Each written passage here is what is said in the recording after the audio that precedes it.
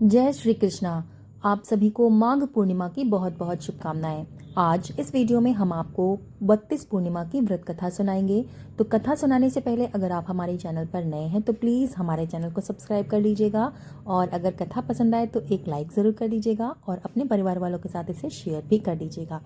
इसके साथ ही कमेंट में जय श्री कृष्णा लिखना ना भूलिएगा। तो चलिए शुरू करते हैं 32 पूर्णिमा की व्रत कथा। द्वापर युग की बात है कि एक दिन यशोदा जी ने श्री कृष्ण जी से कहा कि हे कृष्ण, तुम सारे संसार के उत्पन्न करता, पोषक तथा उसके संहार करता हो। आज कोई ऐसा व्रत मुझसे कहो जिसके करने से मृत्यु लोक में स्त्रियों को विधवा होने का भय न रहे तथा जो व्रत सभी मनुष्यों की मनोकामनाओं को पूर्ण करने वाला हो। श्री कृष्ण जी कहने लगे कि हे माता, तुमने अत्यधिक सुंदर प्रश्न किया है। मैं तुमसे ऐसे ही व्रत को सविस्तार कहता हूँ। सौभाग्य की प्राप्ति के लिए स्त्रियों को 32 पूर्णिमा का व्रत करना चाहिए। इस व्रत को करने से स्त्रियों को सौभाग्य, संपत्ति आदि मिलती है। ये व्रत अचल सौभाग्य देने वाला है और भगवान शिव के प्रति मनुष्य मात्र की भक्ति को बढ़ाने वाला है। यशोदा जी कहने लगी कि हे श्री कृष्ण, सर्वप्रथम इस व्रत को मृत्युलोक में किसने किया था तथा इसका भी विस्तार पूर्वक वर्णन मुझसे कहो। श्री कृष्ण जी कहते हैं कि इस भूमंडल पर एक अत्यंत प्रसिद्ध राजा चंद्रहास से पालित अनेक प्रकार के रत्नों से परिपूर्ण कातिका नाम की एक नगरी हुआ करती थी, जहाँ पर धनेश्वर नाम का एक ब्राह्मण था और उसकी स्त्री अत्यधिक सुशीला और रूपवती थी। दोनों ही उस नगर में बड़े प्रेम के साथ रहते थे। घर में धन धान्य आदि की भी कोई कमी नहीं थी। उनको एक बहुत बड़ा दुख था कि उनकी कोई संतान नहीं थी। इस दुख से वो अत्यंत दुखी रहा करते थे। एक समय बड़ा तपस्वी योगी उस नगरी में आया। वो योगी उस ब्राह्मण के घर को छोड़कर अन्य सभी घरों में भिक्षा लाकर भोजन किया करता था। रूपवती से ये भिक्षा नहीं लिया करता था। उस योगी ने एक दिन रूपवती से भिक्षा न लेकर किसी अन्य घर से भिक्षा लेकर गंगा किनारे जाकर भिक्षा के अन्न को प्रेम पूर्वक खा रहा था कि धनेश्वर ने योगी का ये सब कार्य किसी प्रकार से देख लिया। अपनी भिक्षा के अनादर से दुखी होकर धनेश्वर योगी से बोला कि महात्मन, आप सभी घरों से भिक्षा लेते हैं परंतु मेरे घर से आप कभी भी भिक्षा लेने नहीं आते। इसका क्या कारण है? तो योगी ने कहा कि निसंतान के घर की भीख पतितों के अन्न के तुल्य होती है। जो पतितों का अन्न खाता है वो भी पतित हो जाता है। क्योंकि तुम निसंतान हो अतः पतित हो जाने के भय से मैं तुम्हारे घर में भिक्षा नहीं लेता हूँ। धनेश्वर ये बात सुनकर मन ही मन में बहुत दुखी हुआ और हाथ जोड़कर योगी के पैर पर गिर पड़ा तथा अंतर्भाव से कहने लगा कि हे महाराज, यदि ऐसा है तो आप मुझे पुत्र प्राप्ति का कोई उपाय बताएं। आप सर्वज्ञ हैं, आप मुझे जरूर ही कोई रास्ता बताएंगे। कृपा करके मुझे बताएं। मेरे घर में धन आदि की कोई भी कमी नहीं है परंतु मैं पुत्र ना होने के कारण अत्यंत दुखी रहता हूँ। आप मेरे इस दुख का हरण करें और इसका समर्थन करें। योगी सुनकर कहने लगे कि हे ब्राह्मण, तुम चंडी की आराधना करो। घर आकर उसने अपनी स्त्री को सारा वृत्तांत बताया और स्वयं तप के निमित्त वन चला गया। वन में जाकर उसने चंडी की उपासना की और उपवास किया। चंडी ने 16वें दिन उसको स्वप्न में दर्शन दिया और कहा कि हे धनेश्वर, जा, तेरे पुत्र होगा, लेकिन 16 वर्ष की आयु में ही उसकी मृत्यु हो जाएगी। यदि तुम दोनों स्त्री पुरुष 32 पूर्णमासी का व्रत विधि पूर्वक करोगे तो वो दीर्घ आयु हो जाएगा। तुम्हारी जितनी सामर्थ्य हो उतने आटे के दिए बनाकर शिव जी का पूजन करना, परंतु पूर्णमासी के दिन तक 32 दिए हो जाने चाहिए। प्रातःकाल होने पर इसी स्थान के समीप तुम्हें एक आम का वृक्ष दिखाई देगा। तुम उस आम के वृक्ष पर चढ़कर एक फल तोड़कर शीघ्र ही अपने घर ले आना। अपनी स्त्री से सारा वृत्तांत कहना। ऋतु स्नान के पश्चात वो स्वच्छ होकर श्री शंकर जी का ध्यान करके उसी फल को खा लेगी। तब भगवान शंकर की कृपा से उसको गर्भ हो जाएगा। जब ब्राह्मण प्रातःकाल उठा तो उसने उस स्थान के पास एक आम का वृक्ष देखा जिस पर एक अत्यंत सुंदर आम का फल लगा हुआ था। उस ब्राह्मण ने उस आम के वृक्ष पर चढ़कर उस फल को तोड़ने का प्रयास किया, परंतु वृक्ष पर कई बार प्रयत्न करने पर भी वो चढ़ नहीं पाया। तब उस ब्राह्मण को बहुत चिंता हुई और विघ्न विनाशक श्री गणेश जी की वंदना वो करने लगा। वो कहने लगा कि हे दयानिधे, अपने भक्तों के विघ्नों का नाश करके उनका मंगल करने वाले, दुष्टों का नाश करने वाले, रिद्धि सिद्धि देने वाले, आप मुझ पर कृपा करके इतना बल दें कि मैं अपने मनोरथ को पूर्ण कर सकूं। इस प्रकार गणेश जी से प्रार्थना करने पर उसकी कृपा से धनेश्वर वृक्ष पर चढ़ गया और एक अत्यंत सुंदर आम का फल उसने देखा तो उसने विचार किया कि जो वरदान से फल मिला था वो यही है और कोई फल दिखाई नहीं देता। धनेश्वर ने उस फल को तोड़कर अपनी स्त्री को लाकर दे दिया। उसकी स्त्री ने अपने पति के कथनानुसार उस फल को खा लिया और वो गर्भवती हो गई। देवी जी की असीम कृपा से एक अत्यंत सुंदर पुत्र उत्पन्न हुआ, जिसका नाम उन्होंने देवीदास रखा। माता पिता हर्ष और शोक के साथ उस बालक का पालन पोषण करने लगे।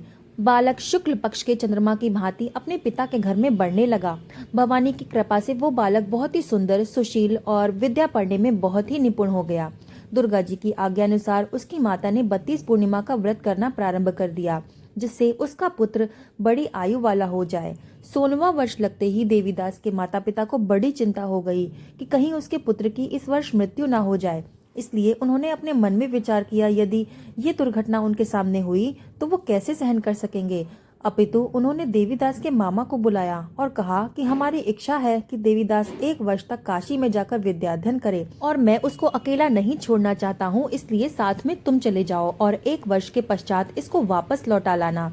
सब प्रबंध करके उसके माता पिता ने काशी जाने के लिए देवदास को एक घोड़े पर बिठाल के उसके मामा के साथ उसको विदा कर दिया। धनेश्वर ने अपनी पत्नी के साथ अपने पुत्र की मंगल कामना तथा दीर्घ आयु की प्रार्थना करने के लिए भगवती दुर्गा की आराधना और पूर्णमासियों का व्रत करना आरंभ कर दिया। इस प्रकार बार बार 32 पूर्णिमा का व्रत उन्होंने पूरा किया। कुछ समय के पश्चात वो दोनों मामा और भांजे मार्ग में रात्रि बिताने के लिए एक गांव में ठहरे। उस गांव में एक ब्राह्मण की अत्यंत सुंदरी सुशीला विदुषी कन्या का विवाह होने वाला था। जिस धर्मशाला में उसका विवाह होने वाला था और जिस धर्मशाला में उसकी बारात ठहरी हुई थी, उसी धर्मशाला में देवीदास और उसके मामा भी ठहरे हुए थे। संयोगवश कन्या को तेल आदि चढ़ाकर मंडप का कृत्य किया जा रहा था तो लग्न के समय वर को कोई बहुत ही बड़ी बीमारी हो गई, जिससे वो मूर्छित होकर गिर पड़ा। वर के पिता ने अपने सहयोगियों से परामर्श लेकर निश्चय किया कि ये देवीदास मेरे जैसा ही पुत्र है और सुंदर भी है, मैं इसके साथ ही लग्न करा दूं, तब तक मेरा बेटा भी ठीक हो जाएगा और जब मेरा बेटा ठीक हो जाएगा तब मैं इस लड़के को हटाकर अन्य सारे विवाह के कार्य अपने लड़के के साथ करा दूंगा। ऐसा सोचकर देवीदास के मामा से जाकर वो बोला कि तुम थोड़ी देर के लिए अपने भांजे को मुझे दे दो, जिससे विवाह के लग्न के आगे का कार्य सुचारू रूप से हो सके। तब उसका मामा कहने लगा कि जो कुछ भी कन्यादान के समय वर को मिले वो सब हमें दिया जाए, तो मेरा भांजा इस बारात में दूल्हा बनकर जरूर जाएगा। ये बात वर के पिता ने स्वीकार कर ली और उसने अपने भांजे को वर बनने के लिए भेज दिया और उसके साथ विवाह के सारे कार्य संपन्न हो गए। पत्नी के साथ वो भोजन न कर सका और अपने मन में सोचने लगा कि न जाने ये स्त्री कैसी होगी। वो एकांत में इस सोच में पड़ गया। उसकी सांसें तेज हो गईं और आंखों से आंसू भी आने लगे। तब वधू ने पूछा कि क्या बात है, आप इतने उदासीन और दुखी क्यों दिख रहे हैं।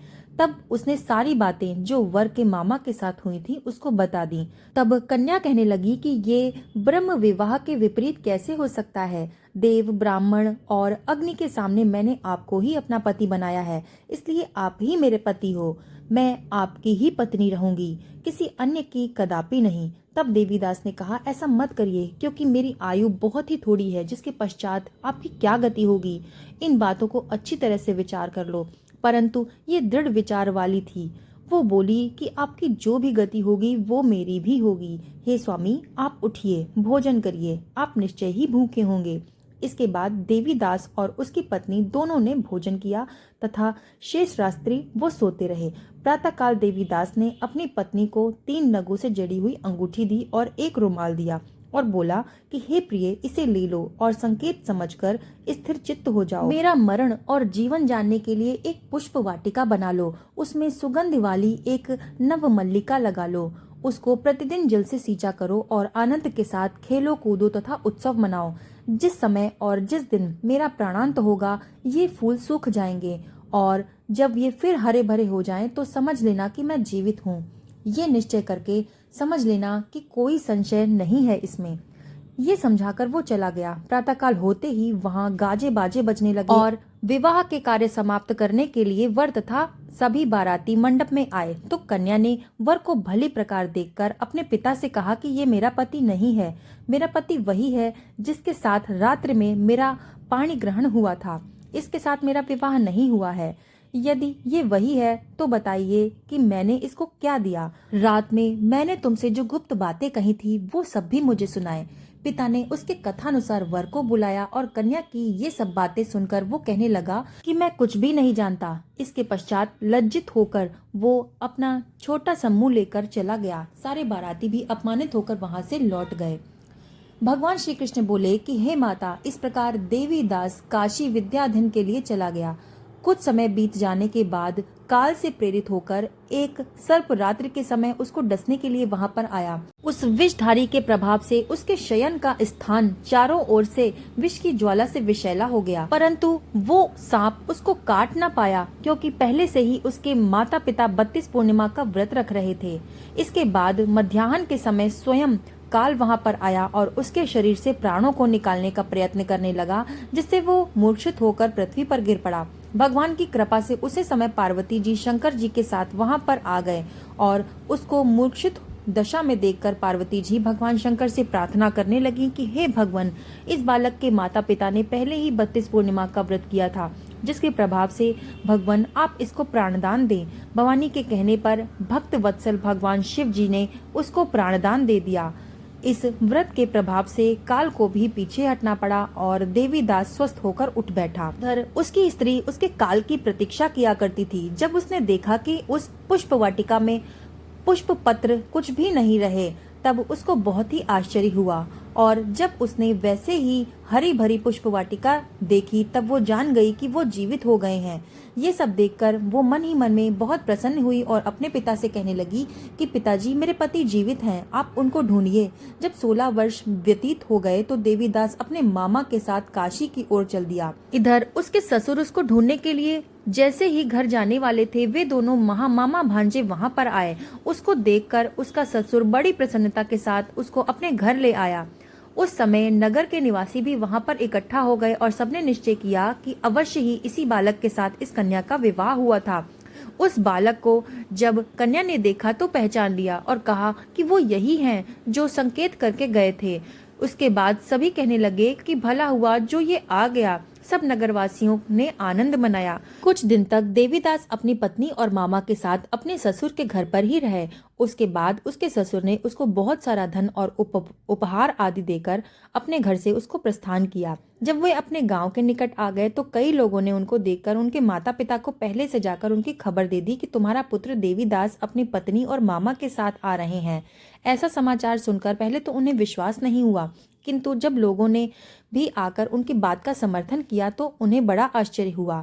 थोड़ी देर बाद देवीदास ने आकर अपने माता पिता के चरणों में अपना सिर रखकर प्रणाम किया और उसकी पत्नी ने अपने सास ससुर के चरणों को स्पर्श किया तो माता पिता ने अपने पुत्र और पुत्र वधू को अपने हृदय से लगा लिया और दोनों की आंखों में आंसू बहने लगे। अपने पुत्र और पुत्र वधू की आने की खुशी में धनेश्वर ने बड़ा भारी उत्सव किया और ब्राह्मणों को बहुत सारा धन और दक्षिणा देकर उन्हें प्रसन्न किया।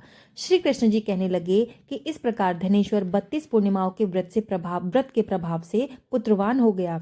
जो भी स्त्री इस व्रत को करती है वे जन्म जन्मांतर में वैधव्य का दुख नहीं भोगती और सदैव ही सौभाग्यवती रहती है। ये मेरा वचन है, इसमें कोई भी संदेह नहीं है। ये व्रत पुत्र पौत्र आदि देने वाला है और संपूर्ण मनोकामनाओं को पूर्ण करने वाला है। 32 पूर्णिमाओं का व्रत करने से व्रती की सभी मनोकामनाएं पूर्ण हो जाती हैं और भगवान शिव की कृपा उसको प्राप्त होती है। यहाँ पर 32 पूर्णिमा की व्रत कथा समाप्त होती है। कथा सुनने के बाद इसको लाइक करके शेयर कर दीजिएगा और कमेंट में जय श्री कृष्णा लिखना ना भूलिएगा। तो चलिए मिलते हैं ऐसी ही दूसरी कथा के साथ, तब तक के लिए धन्यवाद।